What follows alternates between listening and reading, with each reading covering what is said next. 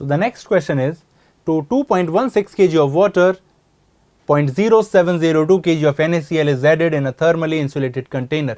Temperature of both water and NaCl is 273 Kelvin while mixing. Find the correct statement or statements about the system from the given option. Enthalpy of solution of NaCl is 4 kJ per mole. Enthalpy of fusion of water is 6 kJ per mole. Now if you see at 273 Kelvin there is equilibrium between water and ice. And now I am adding my NaCl at 273 Kelvin. Then what is happening? That whatever be the enthalpy of solution is, whatever the energy is released during dissolution of NaCl is basically required for the fusion. It means I can say one thing from here, that the delta H is 0 for the process, or the process is isoenthalpic in nature. So the first option says that the mixing process is isoenthalpic. Yes, this part is correct. As well as it is isobaric. Yes, this is happening under constant pressure also. And the next thing is it spontaneous? Yes, if I add NaCl to the solution, there is a spontaneous mixing. We do not require external energy for the mixing of this NaCl in water. So yes, this is spontaneous, and because we have the insulated container here, and because of this insulated container, I can say one thing, that the reaction is adiabatic. Now the next thing is freezing point of water decreases. We are adding NaCl to water, and as NaCl is added, it is basically a non-volatile solute. And if we add non-volatile solute to a solvent, what happens? The freezing point decreases, boiling point rises, and osmotic pressure increases. We know these are basically the colligative property, and here we are using colligative property concept. So first part is correct, as well as second part is also correct. Now moving on to the third part says the delta S system is non-zero and positive integer. Now as I said that the dissolution process is a spontaneous process. Now if it is spontaneous, it means delta S total is greater than 0. For a spontaneous process, my delta S total should be greater than 0, and we know that in adiabatic container, delta S surrounding is equal to 0. So if my delta S surrounding is 0, my delta S total is greater than 0, and we know that delta S total is nothing but delta S system plus delta S surrounding. And if one of the quantity is 0, then the other must be greater than 0. So yes, delta S system is non-zero and it is a positive integer. Last option is delta S system is non-zero and a negative integer. No, this is incorrect. So the correct answer is A, B and C. Now here you can see we have been given an organic compound. Now here if you see closely, the reagent that has been provided to us is dilute OH minus with heat. Now you can see from here that in my compound we have carbonyl groups, and in carbonyl we can see that we have alpha hydrogens, and if a carbonyl group having alpha hydrogen is treated with dilute OH minus with heat, it means we are going to do aldol condensation here. But before aldol condensation, what will happen is that this OH will undergo dehydration and we will get, so here we have these two rings in which this ring has a benzonide structure, and here we have this carbonyl, and after dehydration we get a double bond here. We have a carbonyl group here, and in between we have 3 carbon atoms, 1, 2 and 3, and the fourth one is having a carbonyl group and a methyl. So this is the structure of my compound after dehydration. Now after that what will happen is that we have different sites which are having alpha hydrogen, for example this site, this site, this site, here and here. So from these sites our carbon ion will be generated which attacks on some carbonyl groups and try to have a stable ring, for example a 6-membered ring if possible. So we will see that what are the possible products formed in that case, and you can see from here that all the compounds that are forming are having 6-membered chains. So to solve this question becomes somewhat easy, because you can see from here that you have to make 6-membered rings by attaching your carbon ion to the carbonyl group. So here I have taken some structures and the compounds that will be formed. Now for example, after dehydration we get this compound. Now let's say that carbon ion is formed here. Now if carbon ion is formed here, then what will happen is that you can see from here we have 1, 2, 3, 4, 5, 6. This is the 6 carbon atom, and this is the conjugated pi bond. So my carbon ion attacks here, this pi moves here, and this pi electrons moves here. So we get a 6-membered ring from here. And after the formation of that 6-membered ring, what will happen is that now this carbonyl group will going to react, and finally we will get this product.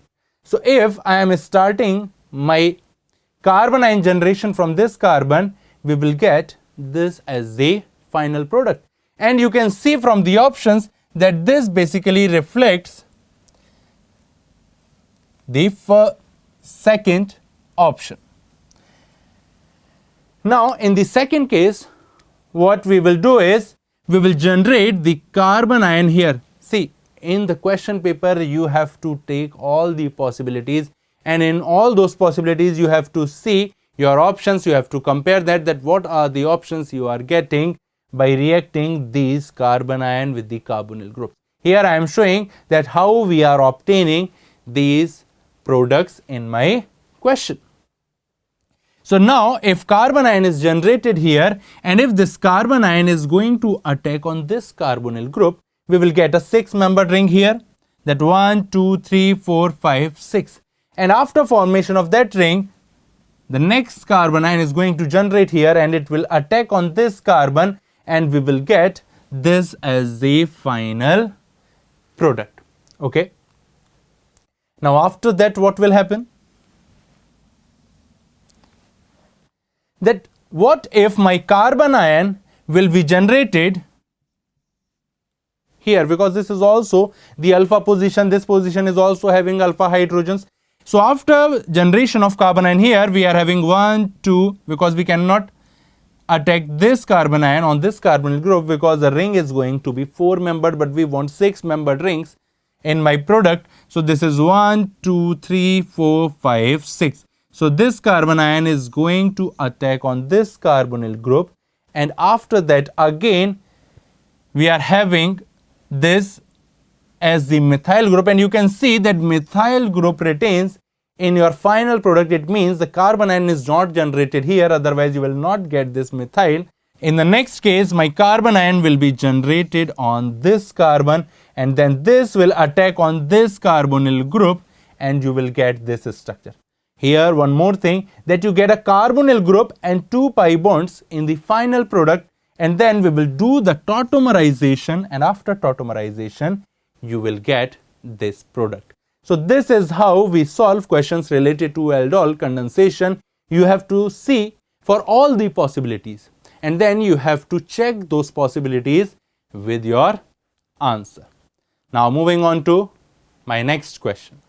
Now in this question again we have been given an organic compound, but here the organic compound A is unknown.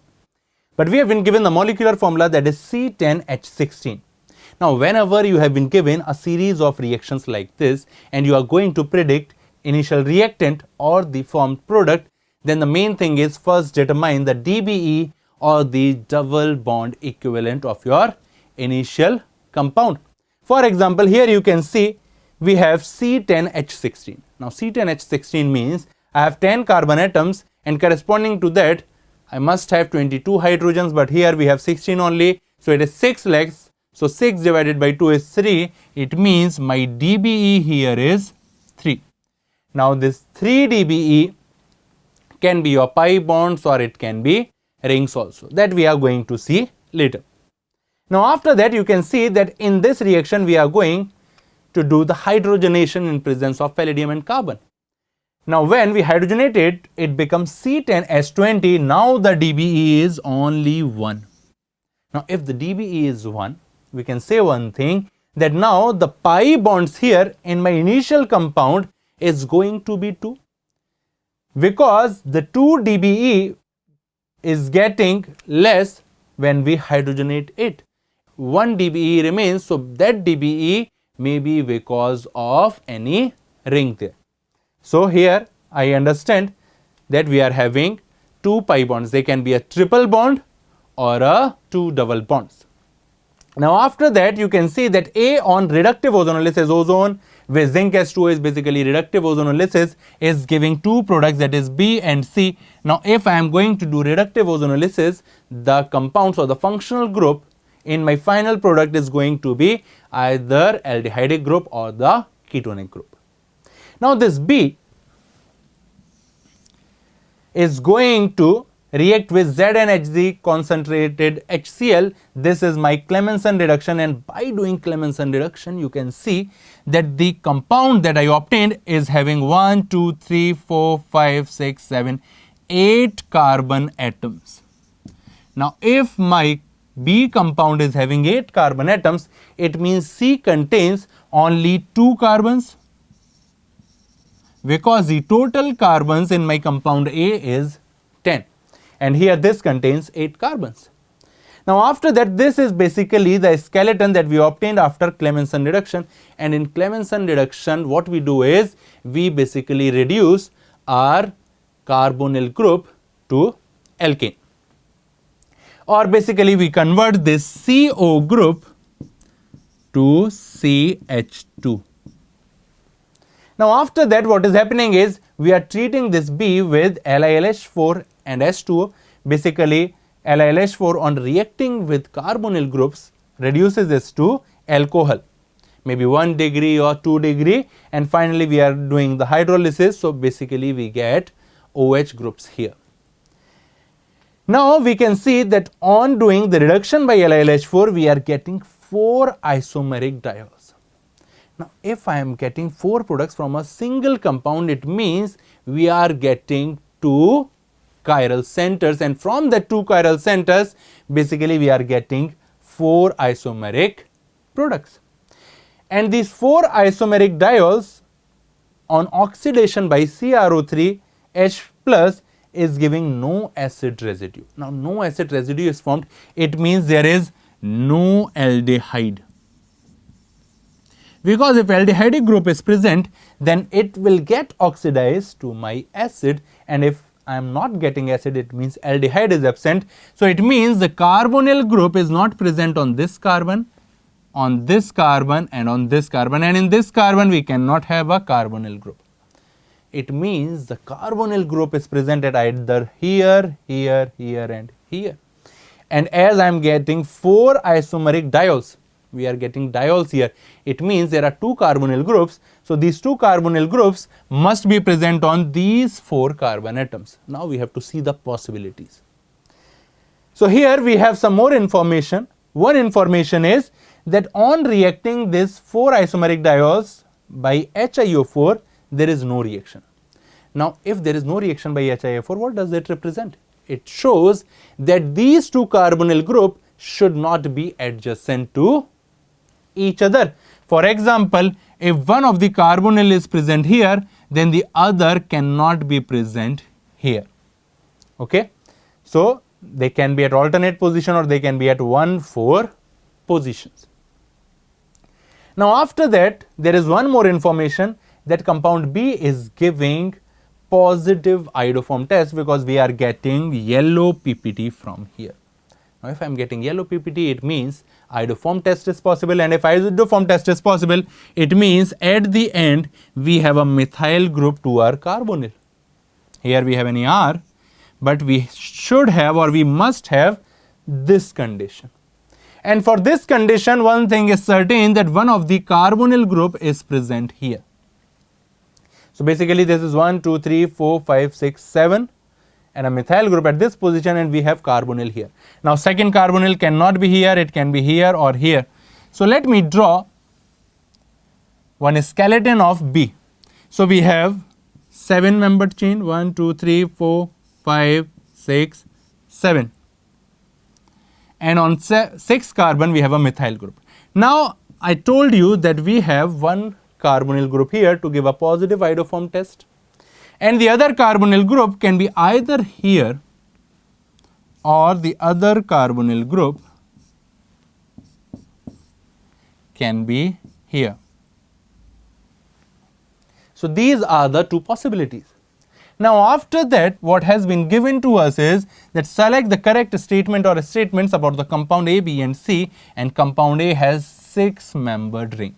Now if the compound is having 6-membered ring, now C contains 2 carbons and we are getting that by ozonolysis. So C can be CHO because here we are getting 2 carbonyl, so there must be 2 carbonyl in C also. So C is basically this, and here we are getting a 6-membered ring. So if I want to make A by combining this B, this can be B or this can be B. By combining this B with C, then we get 1, 2, 3, 4, 5 carbon ring. Whereas if I combine this by this to form A, we get 1, 2, 3, 4, 5, 6. It means B is not this compound. So what is A here? So A is basically